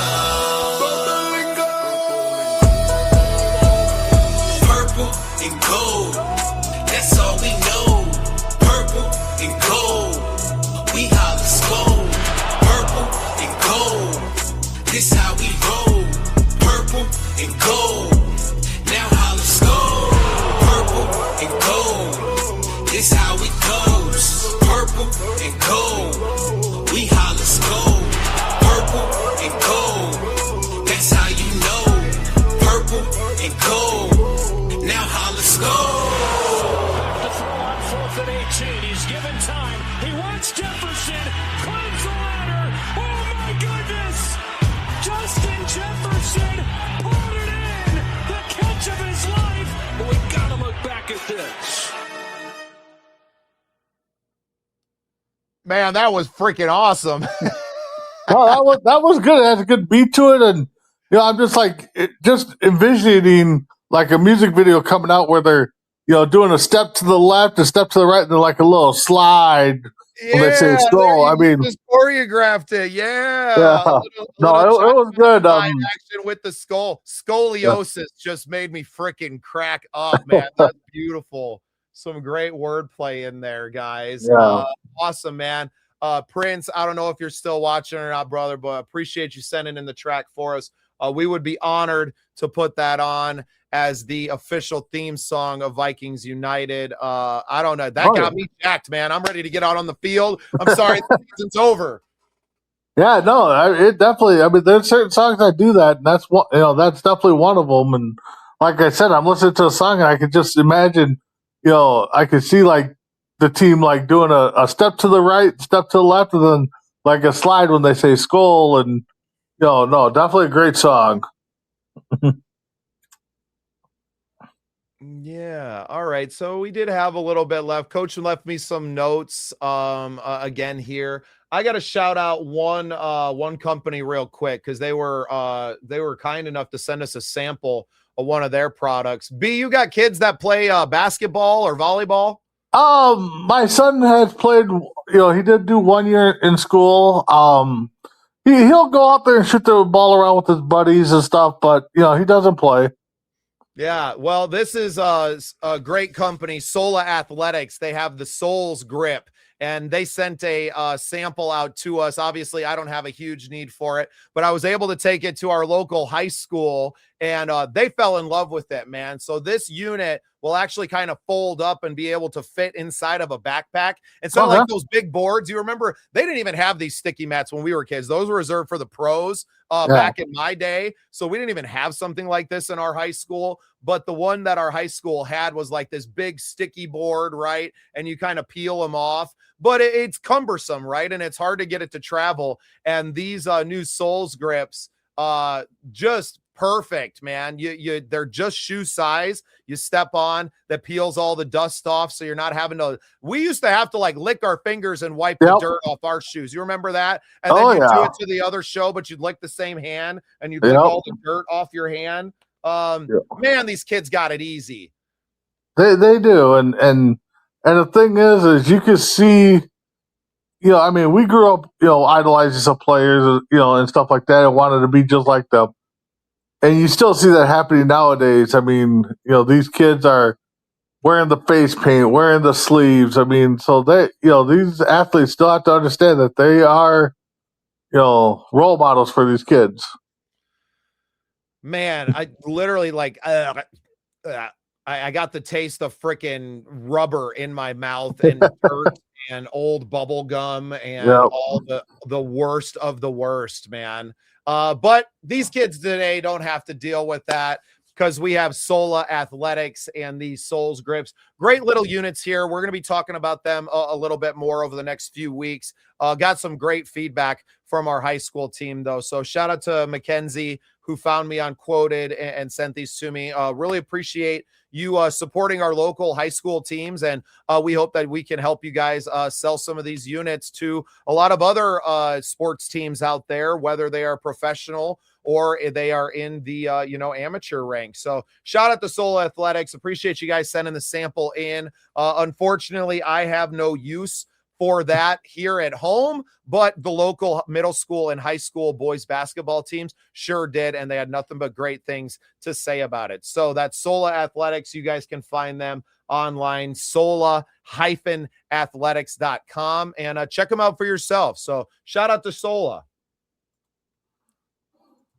Man, B, it's been a blessing. I hope you got on Quoted and started making some pitches out there for some free samples. It's been I gotta look into that more. I haven't had time, but I'll have to find that link you sent me again and throw it out there. So I'll send it to you again, man. We have brands reaching out to us every day at this point that are interested in sending us some samples of theirs to feature their product on here. And it really speaks to like the larger bit of where media is going, where small podcasters and even someone with a small following like we have, if you have a little bit of game out in the world and can build a website or something and have a little bit of influence over it, even a small audience, that there's plenty of brands out there that are just looking to get the word out about their products to whoever will listen. So a great opportunity for us. We're talking to some great companies, some awesome golf ball launch monitor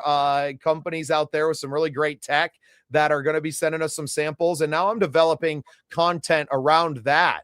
So looking forward to not just doing like a simple product feature, but if you're willing to send me a piece of tech that I would never buy in my own life, right? That's going to hopefully make me a better golfer and help me enjoy the game more, man, I'm more than willing to go out of my way to make that. So once that deal is done, you're going to be seeing a lot more golf content from the Scene Project Sports Network. All right.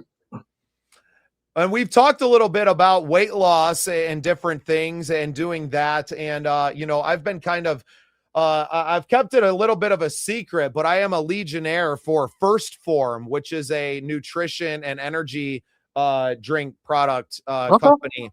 And I'd like to shoot some content around that, B, and to get you turned on to some good products and to use your weight loss journey as a great way to introduce people to some really awesome products that are going to help them not just be healthier, but, get in better shape and to live a little longer. Yeah, no, I'm always looking for advice and stuff. I mean, I definitely need to do it. Not saying I don't want to, but, life gets in the way. A lot of things, stress. You always go back to the bad habits and stuff like that. So, no, definitely. I'm open to try anything. To get my journey going. Yeah. Well, and we haven't talked much. I mean, we've pretty much only gotten to know each other live on the air. So I might as well just kind of add, I know you work. I know you work very hard and you got a family that you take care of. But what do you do for work, B? So I work at a local casino. I work at the call center. I'm a supervisor. So I take a lot of bad calls, good calls, everything that comes through the casino, I take calls. Always been a customer service person. I mean, Cody could tell you, I worked at both of the gas stations here in Cannon Falls, when I moved up here from the cities. Played mostly all sports and, but once you got to a certain age and life got in there, I kind of got off the workouts and athletic and stuff like that. And, Well, and you spend a lot of time on the air, not just with us here, but with Coast to Coast Entertainment as well, which, obviously you spend a lot of time just sitting in front of a microphone, the same as I do. Like I have to make time for myself, but I don't have a 9 to 5 that I'm going for, to get out and walk 4 or 5 miles a day, walking the kids to school and walking back. But working in a call center, I imagine that you're spending a lot of time doing the same thing there, sitting with a headset on or behind a microphone and a computer screen. Yeah, it is. And, a lot of accountability for weight loss is on me. I do admit that. And, some of it is, home life. I'm not going to get too much details on it, but, when you got somebody that's,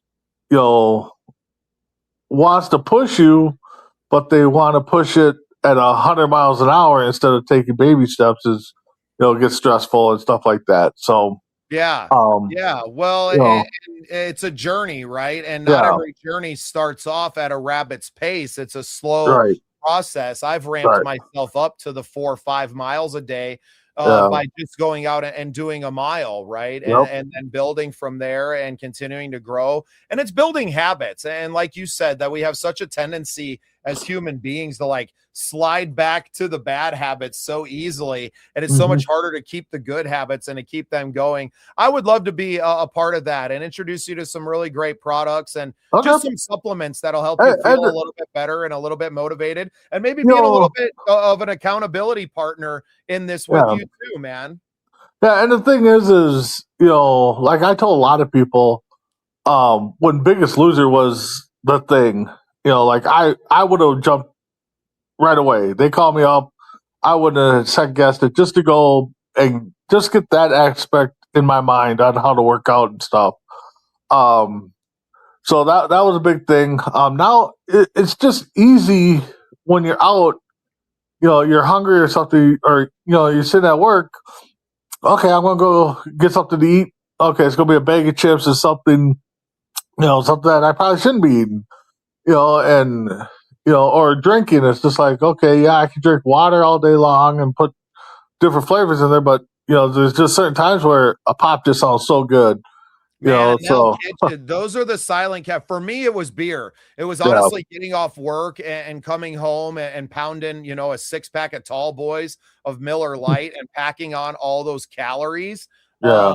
And now, like, dude, I got such a sweet tooth, B. It's a Oh, I wonder do I too. at all, I man. do too. And when it hits, it hits. Yeah, well, and you just go ham, and you're just a big guy in general, right? Yeah. Like, you can eat and put down a lot of food. Like, I'm Yeah. sure you never actually feel like full to where you're like, oh, I can always eat a little bit more. I do now more. I've been doing, that Ozempic shot. So there's days where I do feel full after just a few bites. And then there's some days where I don't feel full after a full meal, and it's just like, okay, what do I need to eat now? And, so. That's another thing that drinking a ton of water helps with too, Yeah. because it keeps your belly well, and that, and you're just like peeing all the time. Yep. Which is like me, man. I'm coffee and water. That's really all I drink, because I had a problem with the sodas too, and so much of it comes to diet, and that's a lot of what like FirstForm has some really sweet like protein bars, but they're not going to crush you. So that's what I end up snacking on now. And they got some really good meat sticks too. So I think I can turn you on to a couple of things that'll be a little bit healthier option for you at work. And it would be really cool to kind of watch you on that journey. And I'm going to share some links with you. And then I would love to create I know that's what you need is like one more show, but it would be awesome to have an accountability day where we can get on, talk some sports, talk about the other Minnesota sports that are out there, or just top of the mind thing. And I'm definitely open up to growing coast to coast, growing with you, and just evolving and just talking and I watch a lot of TikTok and people cooking good meals and stuff, and I've seen some people do different drinks with apple vinegar and chia seeds. It's just like, okay, does that work? Doesn't it work? There's a buddy of mine that who's a pro, who's an amateur. Oh, I guess they're pro. They get paid, but he wrestles locally. And he's a fitness guru, and so I kind of bounce some ideas off of him. I don't go to him too much because I don't want to think I'm trying to get free advice from him, but I definitely, reach out to him here and there and be like, hey, what do you think of this? And he's just like, yeah, use it and, just mix it with water, like they say, and, you should be good. So I will, like the apple cider vinegar thing, no bullshit. It sounds stupid, right? But we started doing it, and we do it with sparkling water. So like I'll get the cheap, like $1, 16 or 24 ounce, whatever they are of at Walmart. I like the grape one. The grape goes really well with that. My wife likes some of the other ones. But you drink 8 ounces of that with, like a teaspoon or whatever they say. Yeah, there's like different ones. There's, the teaspoon of apple vinegar, and then throw some chia seeds in there, and I've never heard the chia seeds one. I have like a 3-seed mix that's like the chia seeds with hemp seed and stuff too. It's always good. There's so many nutrients, and we're just like given such a poor education and like actual nutrition that it's such a shame. But man, I got a code and everything for FirstForm, and now that I didn't really push it at the beginning because I'd never tried any of their products beforehand. I kind of dove into their Legionnaire program without being a customer first. So I've kind of used this first 6 months to just like, okay, I get, I have to buy it, but I get a gift card, $100 or whatever gift card every month that comes out automatically. Right. So I have to spend that money. And so I've been using the products, but big fan of their protein bars. They feel like a snack, but they got 20 grams of protein.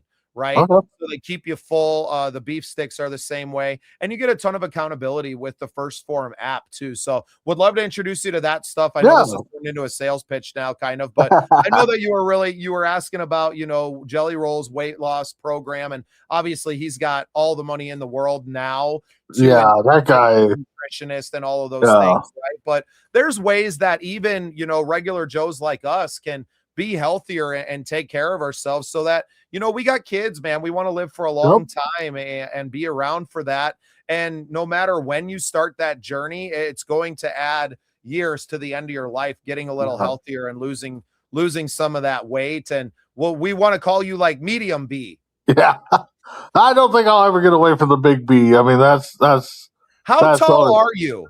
Well, I'm 6 feet. I mean, but I've always been the biggest one in my family. You're a big ass dude, man. I've only seen you on camera, but like you're a big guy. Yeah, I'm getting down to 180. Yeah, I'm 6 foot, roughly about 400 pounds. You know the so I mean, my goal would be to get close to 3 as possible. Some doctors said that it probably wouldn't happen. It'd probably be about 330 ish or so, but so it's just getting on that start and not stressing out and Yeah, little so by little, B. I will yeah. tell you, man, I ballooned up after I got out of prison. I got up to like 240, right? And Okay. I saw a picture of myself, and I'm a skinny guy. I spent most of my life at like 180, right? Yeah. Like when I went into prison, I was maybe like 175. I wasn't the Mhm. healthiest coming back from Mexico, or maybe I was healthier. I don't know. But working out, eating potatoes all the time and beans and just filling up on prison burritos. And then once Yeah. I got out, man, I went ham on all the sweets that I couldn't have when I was in there because I was a broke ass. So I'm Yeah. pounding freaking boxes of Oreos at a time and Yeah. sitting and just being a Eh, fat ass. Yeah, and, Uh, and that's the thing. It's just I mean, money wise, it's more expensive to eat healthy. I mean, and I know that's a troubling some, but it's just overall, it's just getting the focus down, and you know, and the sad thing is like I tell everybody, I hate seeing myself on pictures and stuff. I mean, that picture that I sent you for for our background, that's probably the best picture I have. But just seeing me, it's just I just don't like it, and and I don't feel, and of course, I can say it because I'm sitting down, but it's like I don't feel heavy until I start doing things, like walking upstairs or walking to my car and stuff like that. So yeah, it is bothersome. It's tough, yeah. Well, man, I wish I lived closer. I know Cody's pretty close to you. So you Oh guys yeah, live in the same town then? yeah. We live in the same town. I mean, but like you said, he's got like 60 jobs. He works 30 Yeah. hours a week. I Well, you mean, should just try to chase him around all the time, yeah, and you'd probably be down to 280. that might be a thing. Is put a tracker on him and try to follow where he's at. I mean, you know, so No, brother. Well, I would like to see you live longer because I really oh enjoy yeah, spending time with you and being on here. And I would love to be an accountability partner for yeah. you and to keep showing up for you. Like you showed up for me, man. You add a lot to this show with me and Cody. I got a Oh lot going on, man. So I don't follow all the sports as closely as I should. I know how to do a lot of the behind the scenes stuff and to yep. kind of build out the show and to produce all these things. I can give my takes on things, but I'm not a football guy. I'm not really an any sport guy, but I'm a huge fan of all of these sports. And I have that life experience, I guess, to bring Yeah. to the table that can be applied to sports. No different than what Shelly gave us tonight. And it was so nice to have Lady Persia on And honestly, her comparing, JJ being young, going into the pros, seeing, I didn't put that together, but I mean that does got to be nerve wracking as a nurse, as a doctor, in that big moment, because I mean one mishap, I mean, yeah, can lives be, are on the line, yeah, right? exactly. So I mean, that was a heck of a comparison by her, and props to her, and but yeah, it's just I love talking sports. I mean, outside of probably hockey, it's probably my least knowledgeable stuff. I mean, basketball is kind of getting up there too because I kind of followed out of that. But you get me talking about wrestling, football, baseball. Those are my expertise. I love doing them. Played baseball up until I was about 35. I went to a couple of Twins rookie tryouts that they had at the old Metrodome. Really? Yeah, yeah. So Cool, man. Yeah, we're gonna have to go in depth on that yeah, sometime. I would love to hear some of those stories and just that yeah. So experience and just some really great stuff, man. yeah. I've really appreciated getting to know you, Oh having yeah, you as a part of our network, and I'm really looking forward to, even though it's going to be like the show starting around this time at night tomorrow with you guys. yeah. Unless did you mean AM? No, No. no, it's a PM. It's PM. Jesus Christ. I'm gonna have to get a nap tomorrow at some point. I wake up at like, man, my cat gets up at like 4 a.m. We got a kitten that's just holding Yeah. there. Yeah, if you can make it, I mean, that's great. I mean, we Oh definitely. man, I'm not gonna turn it down, brother. I will be there. I'll do whatever I have to. If I gotta fill up on Pillars of Valor coffee and make sure that I'm here, I'll be sniffing beans throughout the show, like it's the strips that. We definitely have fun on Coast to Coast. Definitely talk different things. I mean, we've had not just sports shows, but we have an entertainment show that we've done. We've done a trivia show that I've hosted. We've done music shows. We've done, we have one lady that's pretty busy now, but she was trying to do a women's show on things, and so we tried to get out there a lot of different things, and some have worked, some haven't. So yeah, man. Well, hey, you've seen what I do. I'm willing to throw anything at the wall and to see what sticks. And I'll start a new show tomorrow. I don't care. What is it to us, right? It's not like that's the one thing when we started talking about doing a wrestling show, they're like, "Oh, come on, nobody watches wrestling." It's just like you don't think people watch wrestling until you actually start talking about it, and then there's so many people that watch it. Taboo, isn't it, for people to like put it out there that they're huge wrestling fans? I don't watch as much as I watched when I was a kid. Exactly. You watched in the past. Well, I mean, the funny thing is one of the guys that I work with, one of the upper department managers, he walked by me one day. He goes, "Hey, I didn't know you're a big wrestling fan." I'm just like, "Yeah," and so we started talking about wrestling and stuff. So, it's out there. People know. It's like a cult. It's kind of like the LWO, you got a little cult there, so. No, well, and I'm friends with the guys from Below Zero Wrestling over in North Dakota there. Yep, I talked to Nick.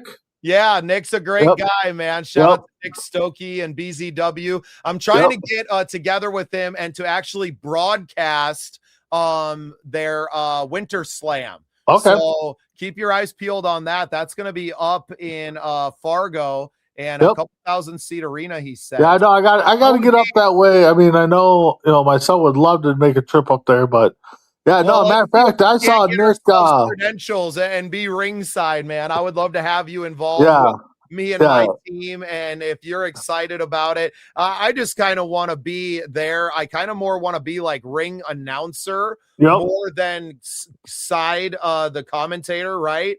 But I want to be involved with him. I love Nick. We were at his event that he did out at the Sturgis Motorcycle Rally and got to experience. Yeah, he told me about that. Yeah, I saw him when they came into town for one of the big shows. I think it was TNA when they came here. I bumped into Nick and we were talking a little bit, and but I follow Midwest All-Star Wrestling. That's my big promotion here. Love those guys. They put on a great show in November, October, November. They call it Grand Slam. That's like their big event of the year. Yeah, that's their WrestleMania. Yeah, that's their WrestleMania. They bring in some big talent to get autographs and stuff from, and so I mean, we already got a couple of dates planned. January, we're going to go to their show in Wisconsin at New Richmond at the VFW, I think it's at, and then March, I think they got another one over there at Turtle Lake that we're going to check out. But yeah, we follow them guys quite a bit. They've had some heartbreak news the last few months on losing some people. Well, I saw that, and I know you shared Lily's kind of obituary yesterday, and a shame because these promotions are like families, man. Oh yeah, and that's the one thing that's nice about it. Yeah, I don't know them business wise, but you go to all their events and you talk to them all the time. I mean, sometimes I feel like Norm when I walk into there because all I hear in the background, oh, here's the Herrera's family, and so they know us. They know my son. I mean, my son will trash talk the heck out of everybody. It's funny watching him. He tries to be shy, but he's not. But yeah, no, I love those guys, and there's a couple guys that's just like, man, when you hit it big, I hope you don't forget about us.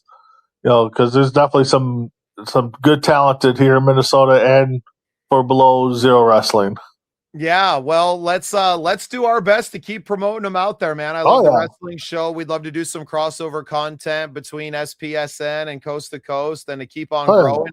Really shining a light on the places that don't. I mean, it's fun to come on and talk about the professional sports.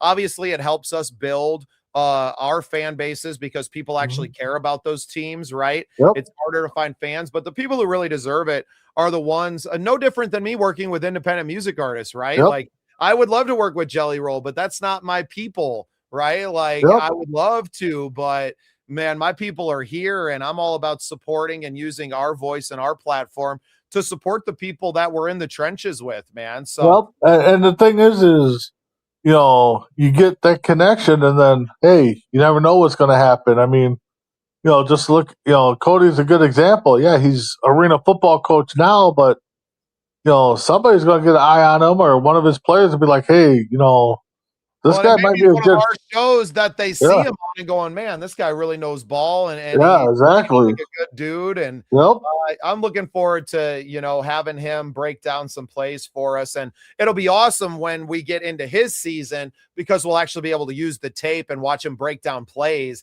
and to do more of that and really having a true coaches show. Obviously, NFL rights being what they are, we're not paying for that shit. No, I get it. Pay for NFL Sunday ticket to watch all the damn games or to pay for the NFL films, right? But we'd love to do that for the Cavalry, and I know you guys are supporting him in his journey as well. So a lot more crossover content, I'll say, between Coast to Coast and the Scene Project Sports Network to come, and co-promoting these amazing people that we all know and love. Yep. No, that's all you gotta do is just get good news travels. And get a good product out there, get good people out there, give them their break, and everything comes in a circle. Awesome, man. Well, B, I'm gonna let you get some sleep tonight. I better get in before my wife locks the door on me.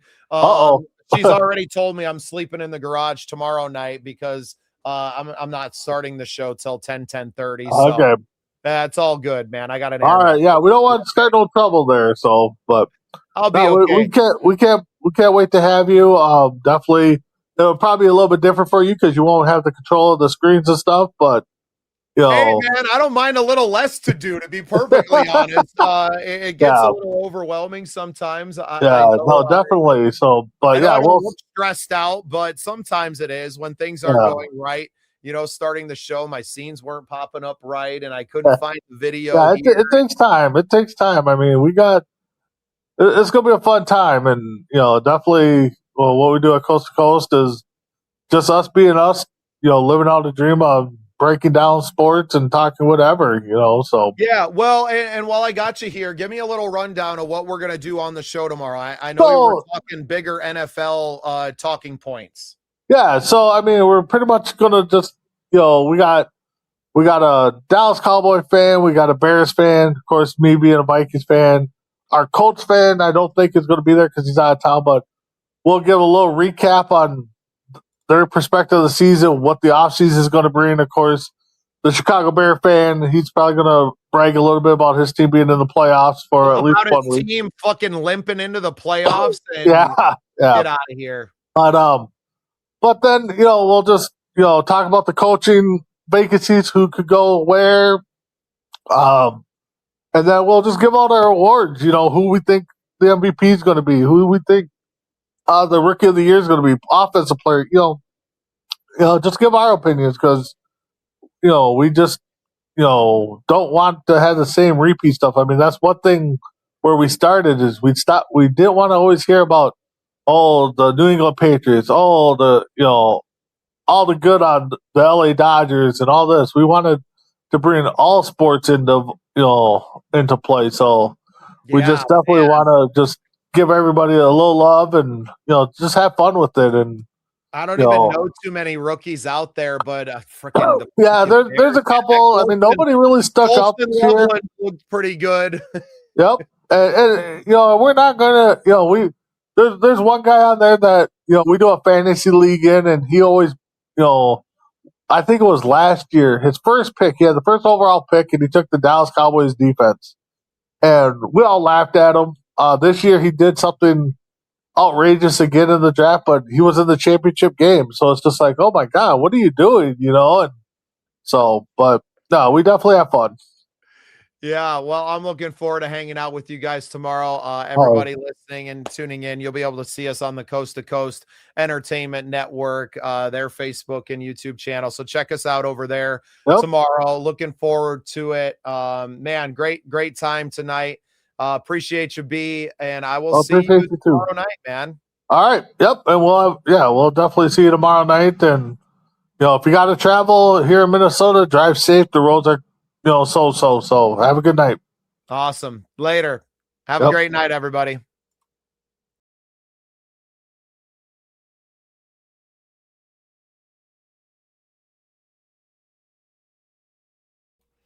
This is Vikings United, your ultimate destination for everything Minnesota Vikings.